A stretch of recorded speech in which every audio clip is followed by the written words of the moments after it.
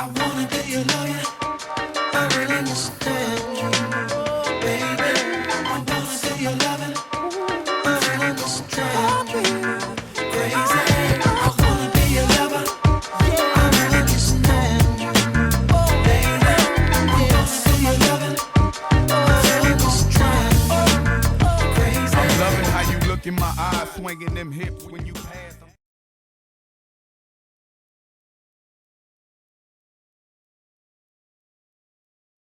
I'm Michaila Peterson.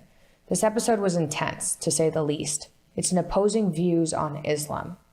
I had Mohammed Hijab on one side, an author and philosopher interested in political philosophy and comparative religion, and I had the pleasure of speaking to Ayaan Hirsi Ali, an author, scholar, and former politician best known for her activism against women's treatment in Islam. I'm incredibly honored to be able to host these kind of conversations and to be able to speak to two sides of contentious subjects. I'm never happy when one side goes after the other side and attacks them personally rather than attacking their ideas.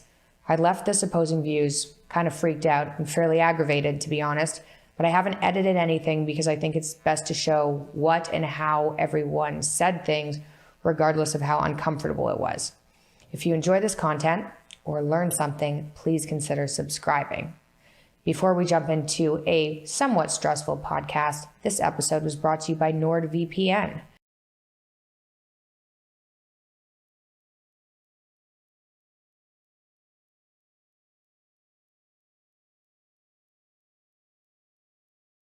I have to say, Michaila, from the outset here, that unlike the co-guest, the ultra-crepidarian academic charlatan co-guest that you have, the obsequious apple polisher for the far right, Ayaan McGann, which is actually her real name, I'm actually qualified to speak about that, which we'll be speaking about today. Okay, it's quite an intro. Let's get started. I'm going to be asking you the same questions. Okay. So first, what's your experience with Islam been like? I know that's kind of vague, but go for it. We do believe in exceptions, and we don't believe that equality of value means identicality in roles. And so, of course, people that are detractors from the other side, like the academic charlatan Ayaan McGann, who actually means refugee in the Somali language, of course, an ironic reminder to herself.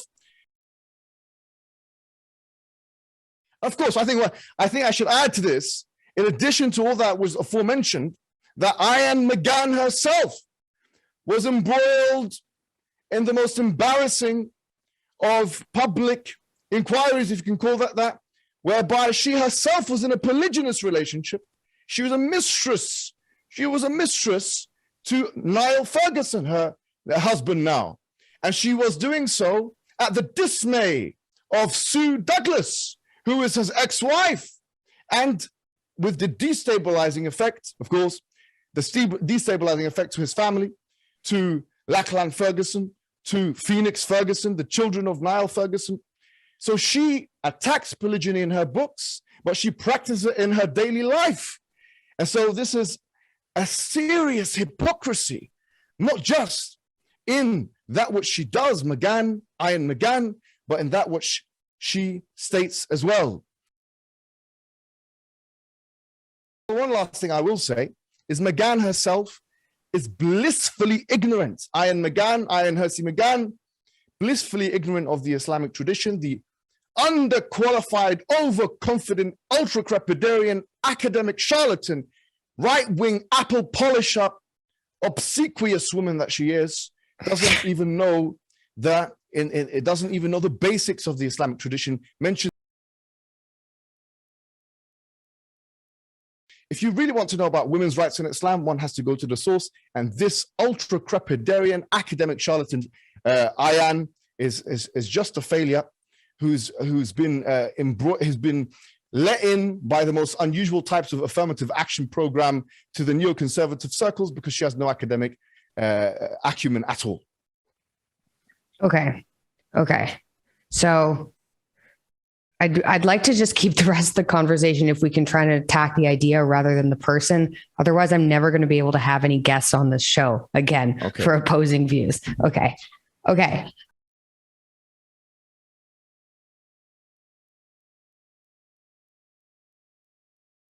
For example, Jill Filipovich, who's recently written a comprehensive refutation of this nonsense that this miserable specimen of an academic charlatan has written forward, and for some reason is being taken seriously by people.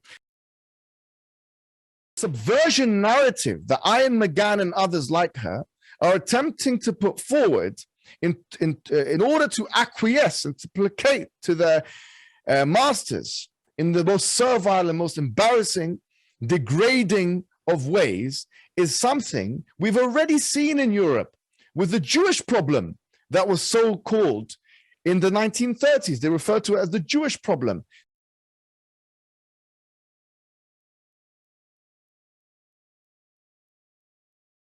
It's a nonsense narrative that is put forward by fascistic people, apple polishers for the right wing, like Ian McGann, which now needs to be called out because it's becoming embarrassing for everybody else.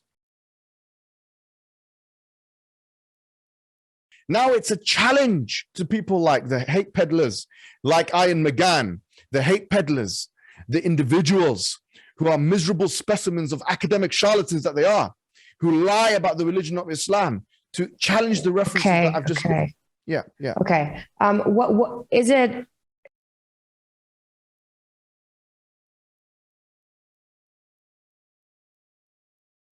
The Quranic discourse has been defamed and distorted, misappropriated, decontextually understood by academic charlatans like this miserable specimen, who I will not mention because we know who we're talking about. Which scholar believes in what this woman is saying, this miserable liar? So number one, we said, to eliminate individuals who are unqualified, ultra-crepidarians, academic charlatans, like McGann, the miserable specimen, from the discourse, not through censoriousness, but through fact-checking.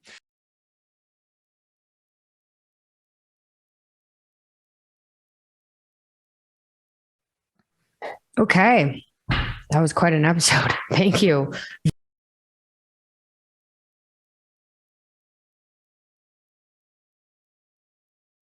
This episode was intense, to say the least.